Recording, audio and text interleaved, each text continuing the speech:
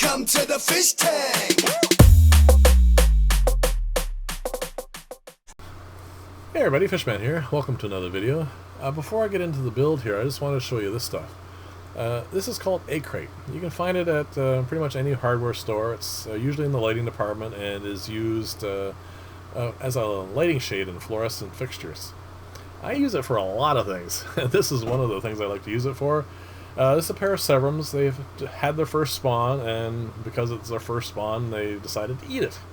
And as with most New World cichlids, between spawns, the male can be a bit of a jerk, and they needed to be separated. So it's easy to cut a piece of this stuff to size, just wedge it underneath the lip of the tank, and now she can recuperate, and until she's ready to spawn, I can keep them separated, and they can still see each other and all that sort of stuff. So it's really good for that.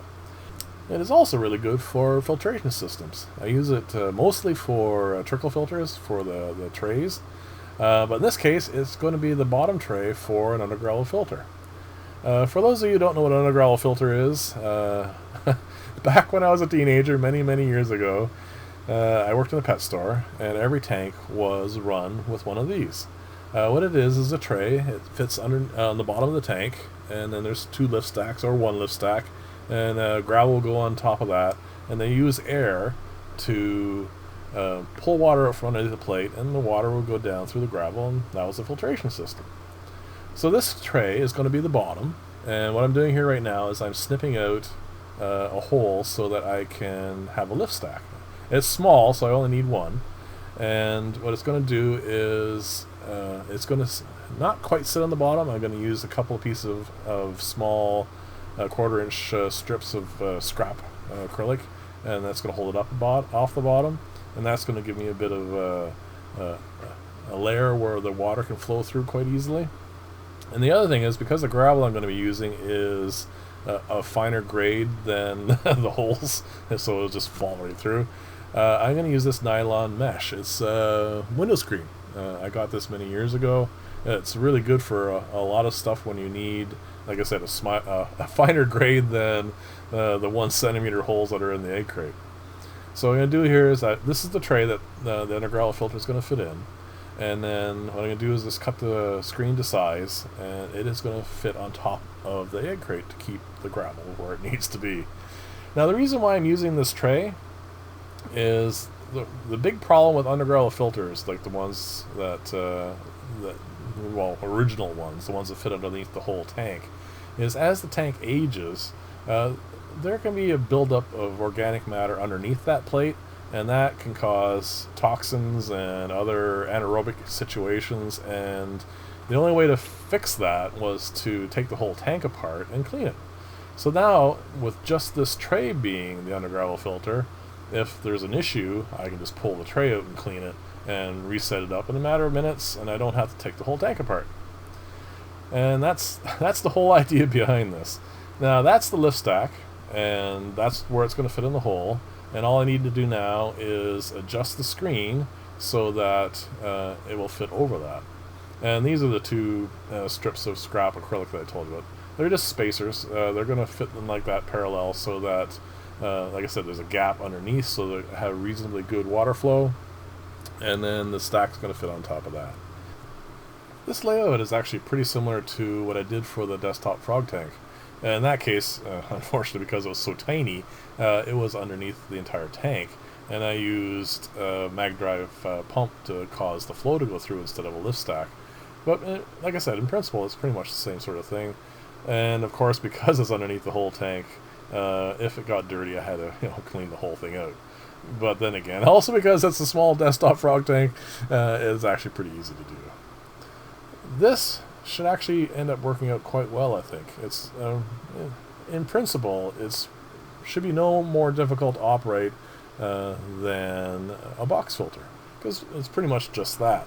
The biomedia is just going to be gravel, and it's not going to really be a very good mechanical filter, but it should be sufficient to run a good sized tank. So anyway, now the screen's cut, and what I'm going to do is just fit it all together. And all that's really left to do is to put the gravel in the box and then put it in the tank and run an airline through it. and it's pretty much good to go. Now, as I was building this, I was thinking, I could actually use this for something else. And so the video is not really over yet. There's going to actually be a couple more things coming along here. But as far as the build for the Undergravel filter goes, this is pretty much it. There's not much more that needs to be done. So I'm just going to put the gravel in, and then we're going to stick it in a tank and get it all wet and running. And then there's a couple other things I want to show you. So we'll speed this up here just to get the gravel going. Initially, I'm gentle because I just want to make sure I don't end up with moving the nylon screen out of the way. But after that, it's just a matter of piling it all in. It's going to fill the whole tray up. And again, because we're dealing with fish, this is again something that you don't really want to put with any large cichlids or anybody that's going to want to move the gravel around. But in a pretty much a community aquarium, it's great. So there it is. It's all ready to go. And then, oh yeah, when I went to put it in the aquarium, I noticed this. This is a mystery snail. It is going along the surface of the water and snacking on little pieces of flakes of fish food that are sitting there. It's kind of neat that these guys can adjust their buoyancy so it's neutral, so they can do that sort of thing, ride on the surface tension. And the other thing I noticed is the female endler I had in this tank has had a second batch of babies. Those are the little teeny things there, which really surprised me because those two fish off to the left that you see there are only 2 weeks old, and they are from the same mother because there's only one female endler in this tank. It kind of surprised me, so I thought I'd show you guys that. So yeah, these guys are like hours old. I could almost was lucky enough to catch them as the mom had babies, but I think I'm cursed in the sense I'm never actually going to be able to record that live. So anyway, let's get back to the build here. So what we're going to do is like clean the spot off or move stuff over so that there's enough room for the tray. This is not where it's going to go. It's not the tank that's actually going to stay in, but this is the best one for filming, so I figured I'd just show you guys this. And unfortunately, when you move stuff around in a tank, you end up with a fair amount of mulm that gets kicked up, but we'll clean all that out later. And here I have the air flowing through it, and I'm actually getting a lot of good current, so I think this is actually going to work really quite well. And I was thinking when I started putting this together that I got all this water flowing through, and I thought I could actually put it to use. So I've had a lot of clients who've wanted pothos put into their aquariums lately, mostly because I've done a few and they've seen the videos and they think it's kind of an interesting idea. So I put together another tray. Why build one when you can build two, I guess. This is going to fit the length of the tank, and I've built it so that water will go through the baffles, and I just want to use this to start pothos. So there's no gravel or anything in it, so I've only built it out of the 1/8. And the lift stack is going to go through one hole, and then the water is going to flow all the way along it, and it's going to go with the other one. So all I need to do now is just put it in the tank. It's got two brackets on either end just to hold it out of the water. And because it's not really ever going to have to support any weight, it should do really quite well. So all I need to do now is just move the tray for the Undergravel filter over so that it pops up through that hole. And one other thing I did is I ran the lift stack through the lathe just to pare it down just enough so that it fits over easily, but it's still snug enough that it won't end up with loss of water flow. So all I need to do now is put the airline tubing in it and get the water flowing. And the thing I found out is I've built a lot of air-driven things recently, and every time I built one, like the power filter, like the air-driven hob, I've tried to lift water out of an aquarium. In this case, it doesn't have to lift it anywhere, so you end up with an awful lot of flow. And as you can see here, those little bits of dust from the acrylic cutting, it's way too much flow. So I'm going to have to cut that down, which is the first time for everything. So what I'm going to do is I'm going to put an air stone on that and put a valve on it and get a more reasonable flow rate, and then it'll actually be quite useful. So here it is. I've done all those things, and it's now running the way I want it to run. And I think it's actually going to work really quite well. So yeah, I'm going to use this to grow some pothos. I'm going to put one clipping at the end here, and we'll see how this works out. I think it's going to be quite interesting.